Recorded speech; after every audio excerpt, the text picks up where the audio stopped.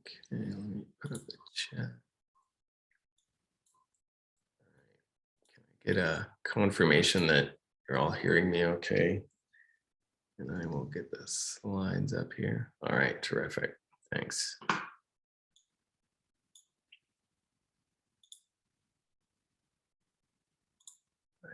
All right.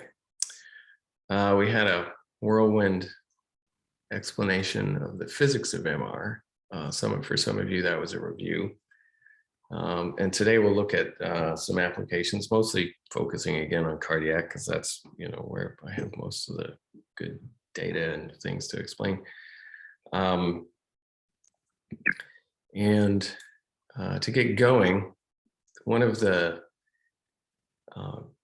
interesting things about magnetic resonance imaging is you can change the relative signal of different tissues with essentially a whole continuum of contrasts. And so there isn't, unlike CT, where fat has a Hounsfield unit of basically 250 or whatever, and you have some distribution of those values across that. In MR, just by adjusting the contrast knobs or the pulse sequence itself, we can make tissues have almost arbitrary signal intensities. And it depends on what's called the pulse sequence, and that's so the timing of the radio frequency pulses and the gradient pulses to produce the image. You will see different brightnesses in different tissues. And on the left here this is a very traditional, this is one of the first types of pulse sequences used to produce images in people, where with the spin echo, you see that fat is very bright, muscle is darker. Here on this image, the blood in the aorta and the left ventricle, right ventricle is completely dark, has zero signal there essentially, as is the lungs. Obviously, the proton density in the lungs is quite different than the proton density in the blood. So there's some, it's not just the fact that there isn't anything in the left ventricular chamber, there is something. However, the signal at this point is essentially zero or null.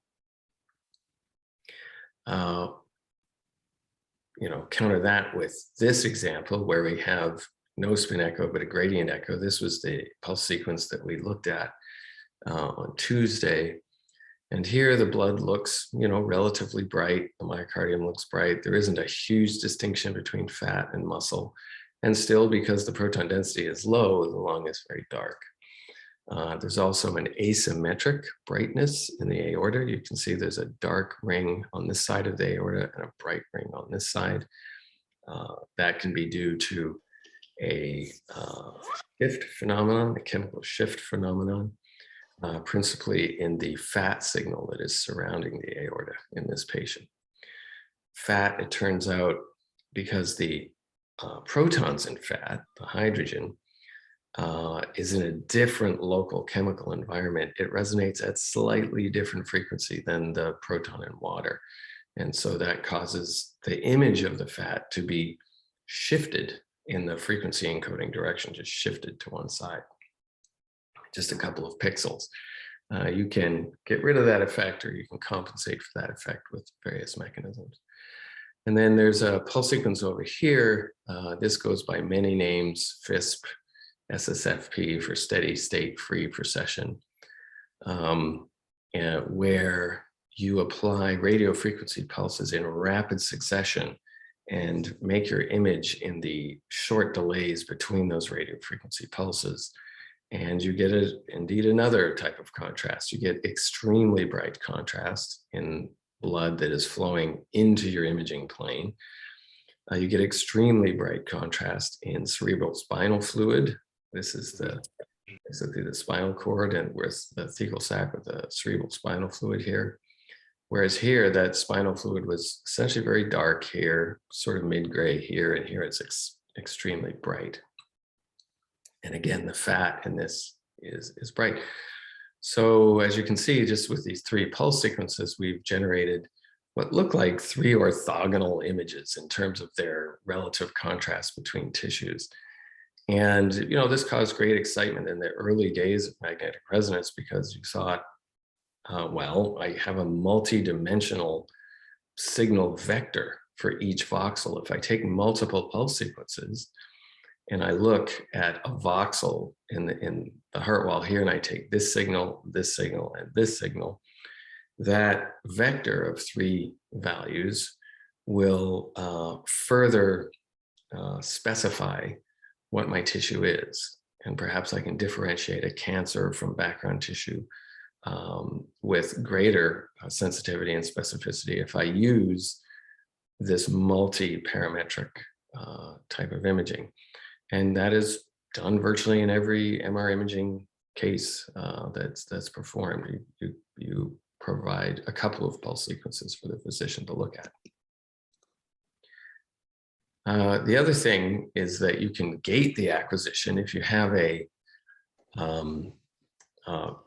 solid EKG signal coming from leads on the patient's chest.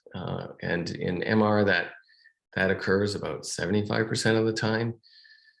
In some patients, the EKG signal is not terribly stable due to the physics of the situation. You have conducting wires in a big magnet.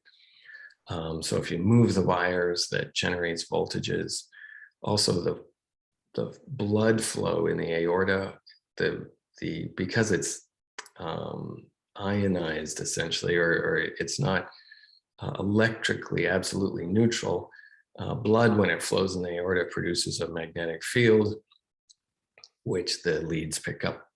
And that magnetic field it produces a voltage across the aorta, an electrical voltage, basically just by the flow of the current in the aorta.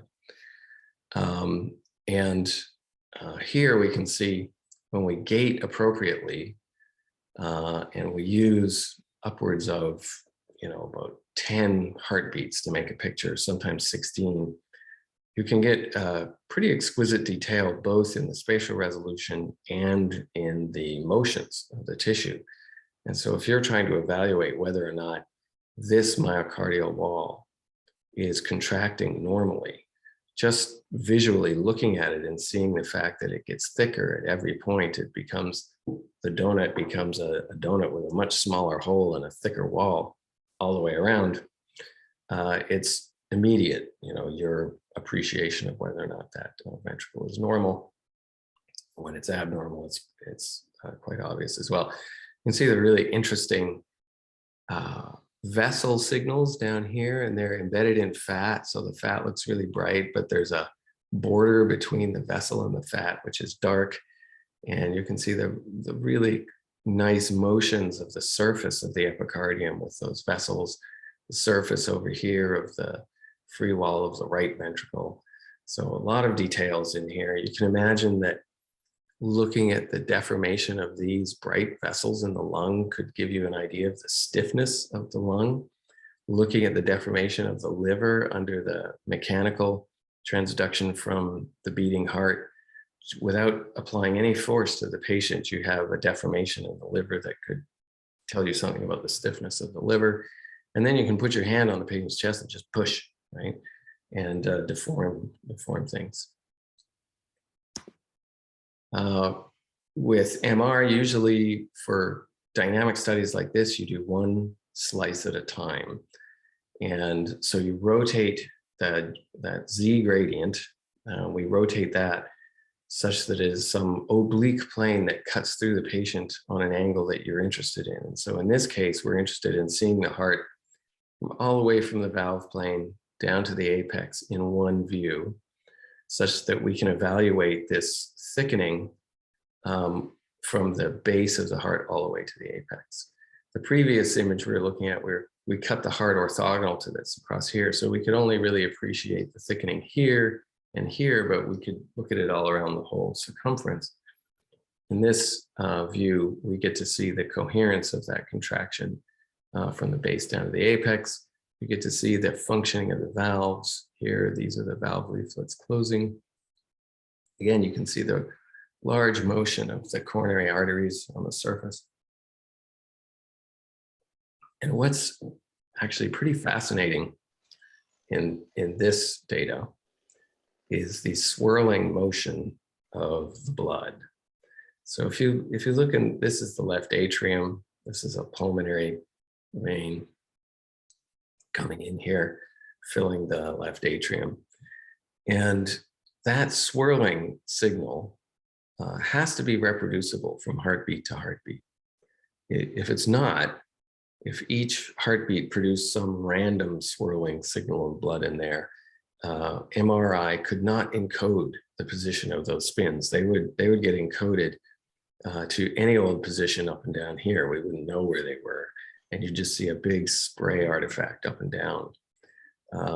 Because from acquisition to acquisition, from heartbeat to heartbeat, the phases that you encoded with your phase encoding would be randomized by this motion.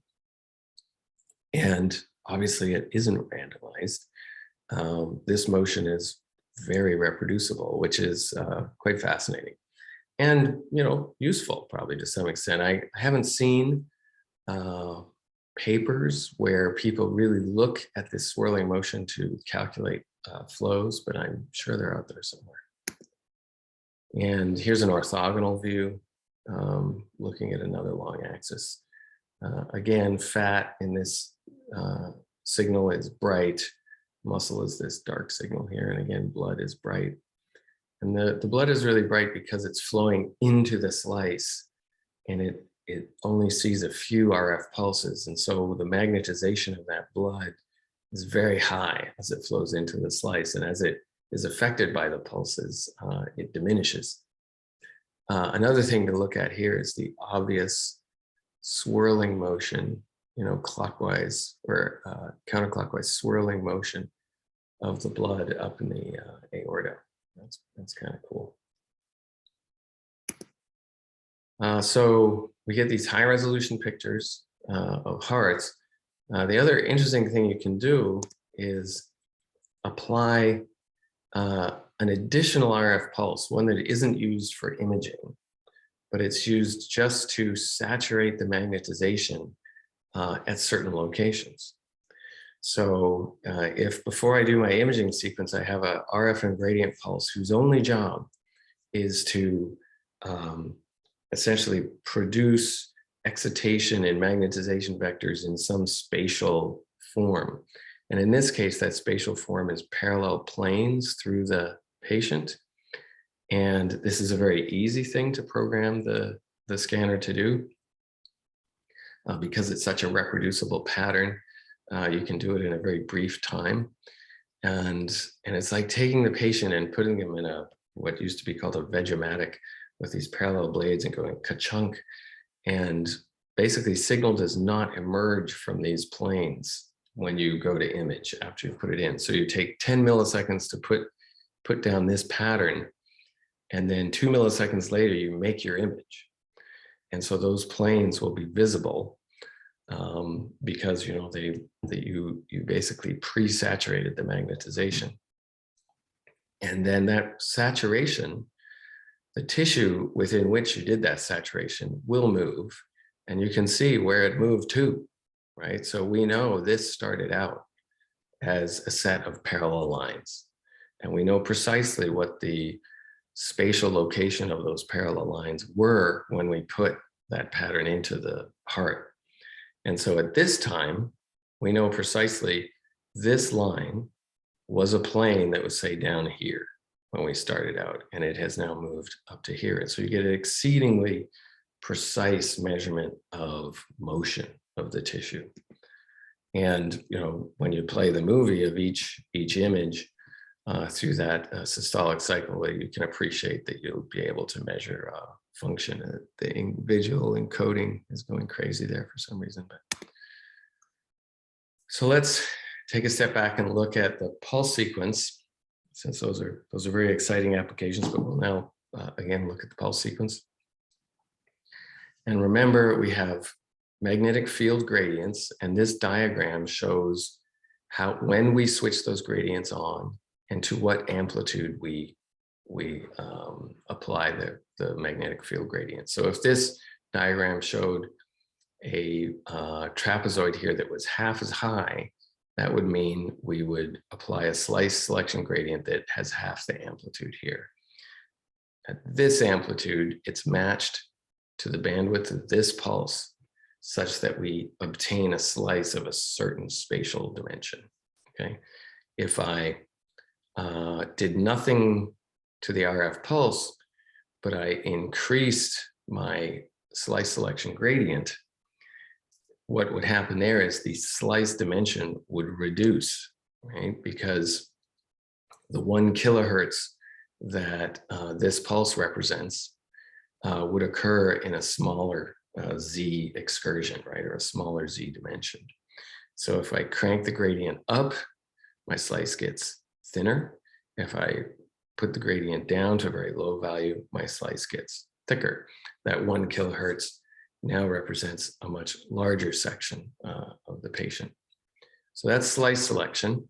And remember, we turn it on, put the RF pulse in while it's at its constant value. When we shut the RF pulse on, we shut the gradient off. And at this point in time, recall there is a phase shift across the slice.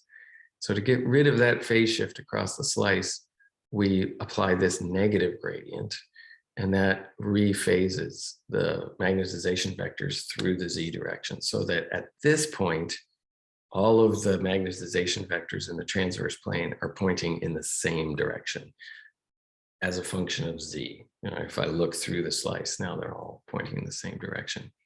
At this point, it was kind of, if I look down Z, the magnetization vectors would have formed a helix in the sense that they have a phase shift as a function of Z. So you don't get much signal, but after you rephase it here, you do get a good signal. While we're doing all of this, what I call magnetization management, because we're not imaging during this period, we're just like pushing the magnetization around, getting ready to image. We can also do magnetization management in the X direction, right? So we pre-phase, we wind up the magnetization vectors along the X-axis such that they will come back into phase with respect to X over here. When this area equals this area, we get an echo right here. And so this is management, right? The other management we do is we apply, say for each heartbeat, we'll choose one value of this blip gradient, and we put a phase shift that is a function of the Y direction, or say the vertical direction. We're going to need somewhere between 128 or 256 of these phase shifts to make a picture. So we get to choose how to select all of those time points. Are they on subsequent heartbeats? Are they just back to back to back RF pulses? How are we going to do that? So that's all the magnetization management is done here, right? We're not taking any signal at that time. We start taking signal here. The readout gradient is on, and we just measure the signal, right? And so it comes at some time. This time after the RF pulse is called TE, or time to echo. And it is important to know what that time is. We like it short so that we can make images quickly, but we also would like to see contrast that is dependent on TE. And so that's this T2 star term. Remember, the signal is decaying exponentially from the RF pulse sort of down to here. And so where we put the TE gives us relative contrast between tissues dependent on their T2 star times. Now, if we wait too long, if TE is really long, the signal's all gone. And so you don't get a picture, right? So you have to push TE far enough in such that you have signal to make an image. This time here can vary by orders of magnitude, basically.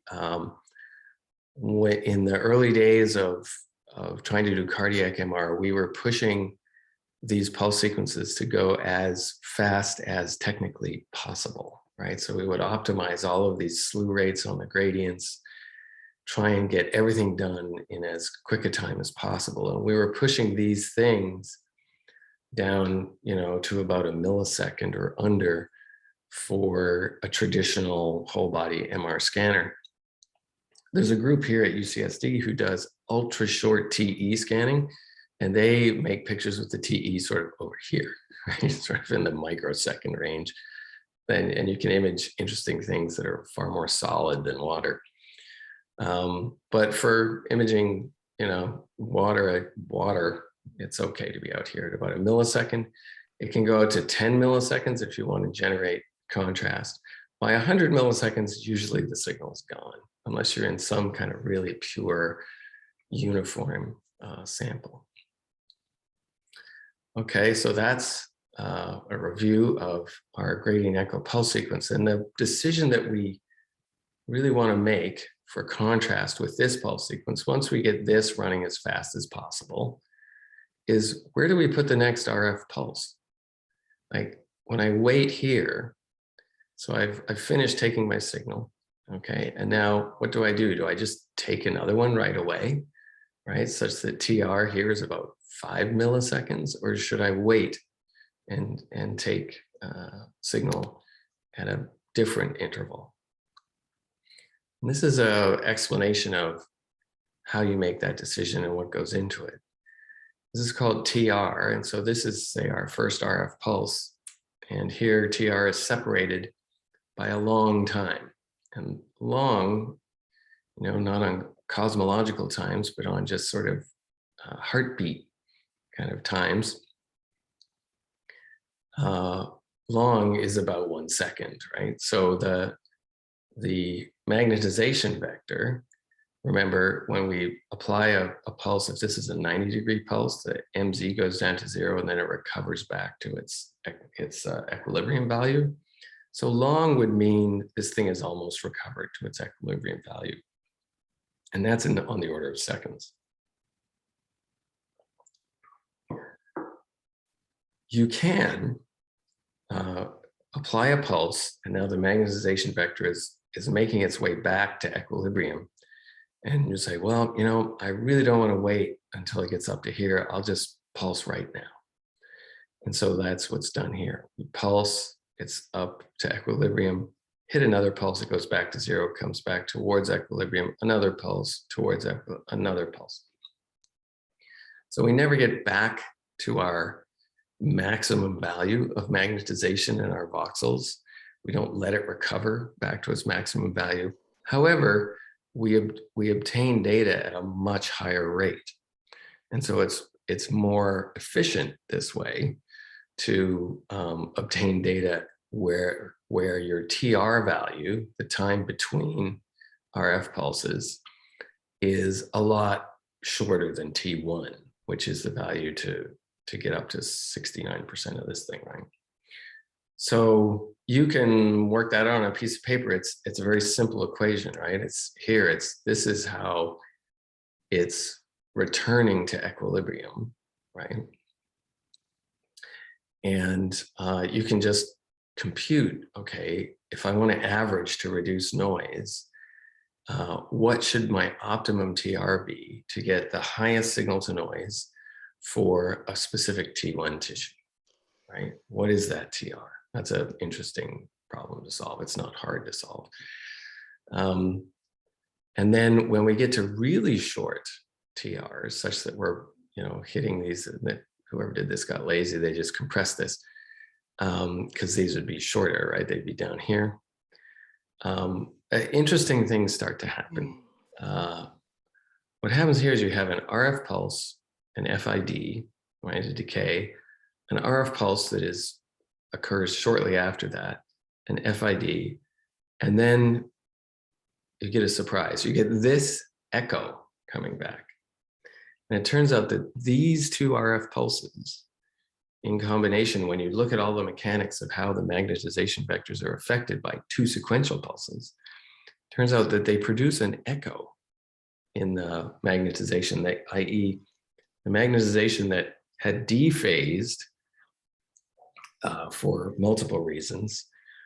With the 2 RF pulses, comes back and rephases at this point.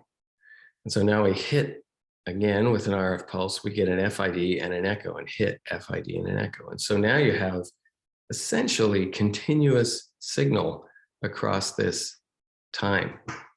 And so for ultra short TR sequences, like TRs of 2 milliseconds and such, you basically can throw your imaging anywhere in here. You could image this part, you can image this part, you turn the gradients on there, and you'll get slightly different contrast. And this is that SSFP, or steady state free precession imaging. It is used a lot because it's very efficient, right? You get a lot of signal in a short period of time. The one downside or concern that you might have is that if you're pulsing a high amplitude radio frequency coil around a patient every couple of milliseconds, right? And remember, these things are you're putting a lot of watts into that RF coil. You can heat up the patient, right? And so it becomes an actual risk with MR, is that the patient doesn't have the ability to cool off with their own circulatory mechanisms, and their core body temperature will rise. And this happens. People come out of the scanner and they feel warm. There's no question about it. And larger people, it's a bigger deal. And so normally scanners have a calculation. The patient's weight will be available.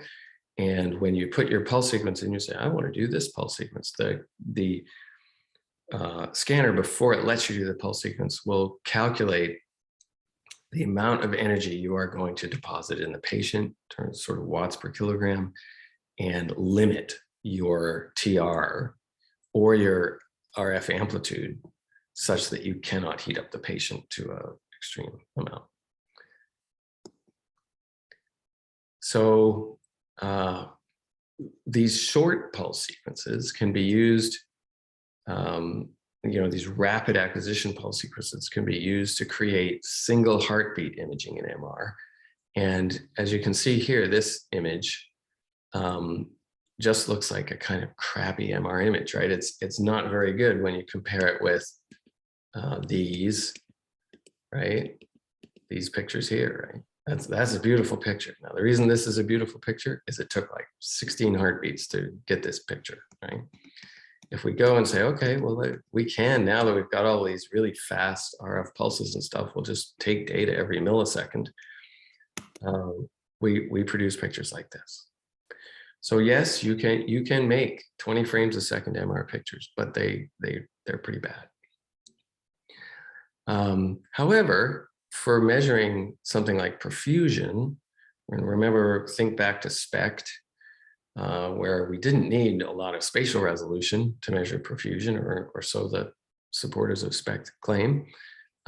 If we want to look at the relative enhancement of myocardium after injecting a contrast that makes the signal go bright, perhaps this is good enough.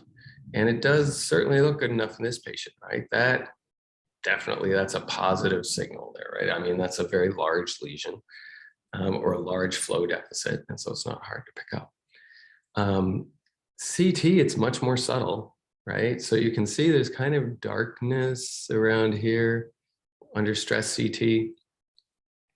And then on the rest, it's a more uniform signal. But, it's pretty subtle. You could adjust your center and window maybe to make this contrast more, but, you don't have as much confidence, I think, looking at this as you do at this. This is a slam dunk, right? That guy's got a perfusion deficit under stress.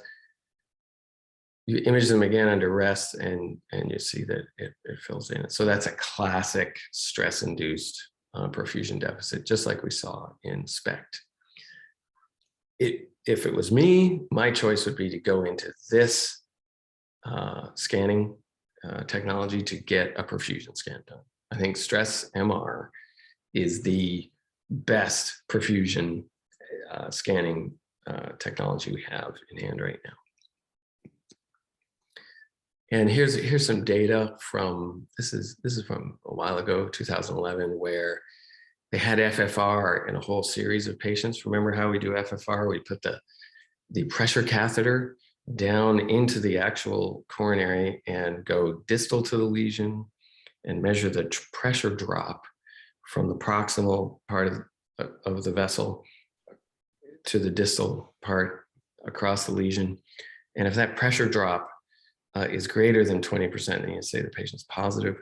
And this is a plot of the myocardial perfusion ratio from stress rest MR in patients who were negative on FFR, i.e. they had greater than 0.75 versus positive 0.75.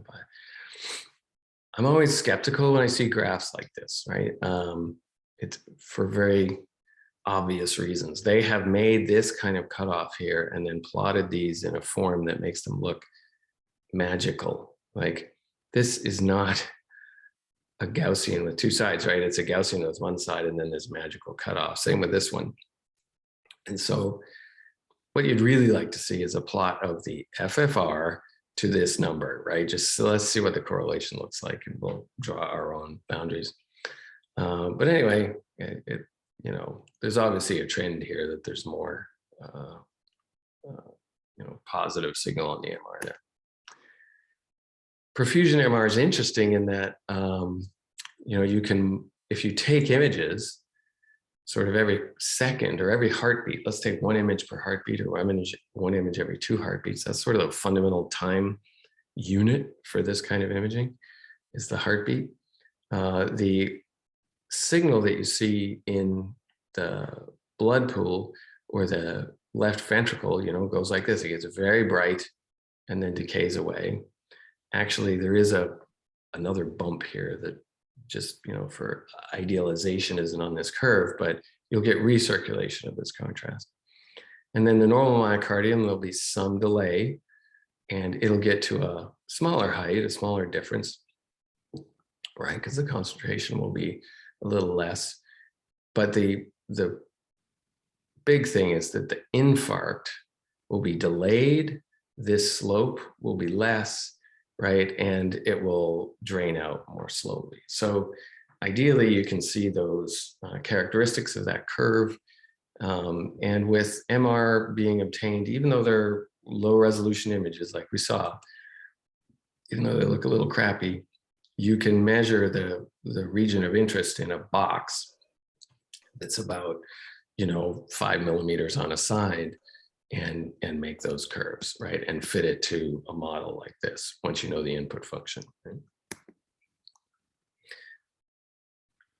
What happens with the contrast injection in MR is the contrast agent, which is gadolinium DTPA, it's called, and it's been used about 100 million times now. So you inject that in the patient and it goes into the bloodstream and diffuses into the tissues, and it reduces T1, and it reduces T1 considerably, okay? So what that means is if you have tissue that has, say, normal T1, right, and it recovers with a T1 recovery curve that looks like this, and then I have tissue where the gadolinium has piled up for some reason, so I have a higher concentration of gadolinium, it will have shorter T1 and its recovery curve will look like this, right? So now we need to design a imaging protocol such that the difference between these two things is maximized. And so the way people have iterated towards this is the first thing you do to the patient is you give them a global 180-degree RF pulse. And that means all of the magnetization vectors get inverted from their positive, you know, Z value down to the negative Z value. And that gives you the largest dynamic range of T1 recovery that can be achieved. Then you wait some delay until your contrast here is in a robust point. It doesn't have to be the absolute maximum, but such that it's robust, right? And there's a couple of points that, convenient points that have been selected for imaging. And one is, if normal myocardium happens to be crossing 0 when you're making your picture, then you will get a 0 background normal myocardium, and your abnormal myocardium that has taken up this contrast agent will look quite bright. And so that's something that people have settled on for many years now. This, although it's kind of an artifact, because people reconstructed MR images without being able to reconstruct negative numbers for a long time. They just reconstructed the magnitude image. And so if your signal was negative, say as it would be here, it got flipped to a positive value in the output of the image. And so instead of this nice curve, you get 2 curves, one going down here, one going down here. And it made complex, screwy looking images. It's better to actually reconstruct using all of the information, all the phase information, in order to rectify these values to get the negative values correct. And so as you can see here, if you move this location, so we do a 180-degree pulse, and we make an image here in A, and it looks like this, right? So the infarct has already come back to positive. The normal myocardium is actually negative, but it's when it's reconstructed, because it's magnitude reconstruction, it looks positive, right? But the border here where you get sort of partial voluming, it goes through a null, right? Here at B, right, is where the tissue, the normal tissue, the signal is low, the infarct is bright. Here at C is where the myocardium is 0 and the infarct is bright. So this tissue is completely abnormal. It has taken up this contrast agent, and it has not drained out of that tissue because it's essentially dead. It's fibrotic tissue as opposed to being myocardium, right? And so you get this very bright signal. Just looking at these pictures, any one of these pictures, regardless of how good the contrast is, you can make a call that, oh my God, this guy's got an infarct right here. You can see it here, you can see it here, right? So this is a very robust way to, after somebody has had a coronary event, to determine just how serious was their heart attack, right? Should you consider putting a defibrillator in this person? Should you consider trying to revascularize more? Is there viable tissue in different places in their heart? And so these pictures become very useful for that kind of thing. We'll just skip over that. Oh, it's probably worth not skipping over. This is what the image looks like when you reconstruct a magnitude picture. This is what it looks like when you reconstruct with the phase intact, such that you get negative values in the normal myocardium. So you get just a better contrast annoyance for free, just by doing better engineering, right? Okay, so here's an example in this is a porcine or a pig, I think, that had an infarct. And you can see a myocardial infarct is a complicated thing, right? There are sort of these interdigitations of normal tissue from the epicardium that are going into the zone of the infarct. And then there could be normal myocardium right on the heart wall here, which makes sense in some ways, because if you're close enough to the heart chamber, you're getting oxygenated blood, right? So there should be some cells that survive along here. This, excuse me, this is caused by cutting off the blood flow to this tissue through one of the major arteries, right? It's a heart attack, essentially. When you take the heart out and you image it with really high resolution, so this is just on a clinical scanner. However, we put this heart in a jar and we imaged it for, 6 hours, right? So MR doesn't really have a limit to spatial resolution other than the diffusion of the protons themselves. And so you can just keep on encoding if the thing doesn't move.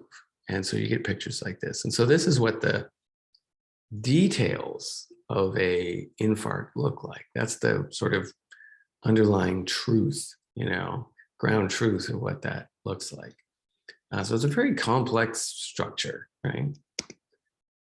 When you image it with clinical resolution, you get this much more simple structure. It looks like, oh, I've got, infarct all over this tissue here. This is all abnormal tissue. But when you look at it on high resolution, this is the actual infarct, right? At resolution that you can only achieve, in vitro or in a heart in a jar. And then it has all of these details that are completely normal tissue, right? Interdigitated with the infarct. We just zoom that up. This is what it looks like if you did it at clinical resolution with normal gating and all that kind of stuff.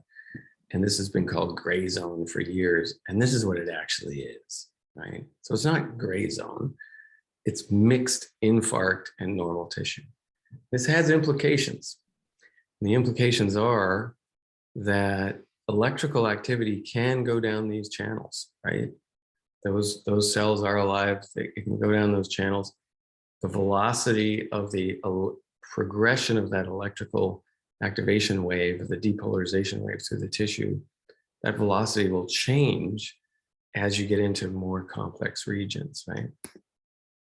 But, and there's all sorts of different structures, like here, just subepicardial normal tissue around an infarct. Here's normal tissue all the way through the wall, transmural normal tissue going through the infarct. Here we've got it both basically on the endocardium.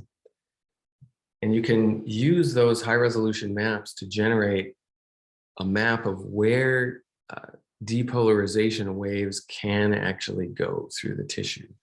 And in fact, you can do a simulation on a computer where you pace the tissue here.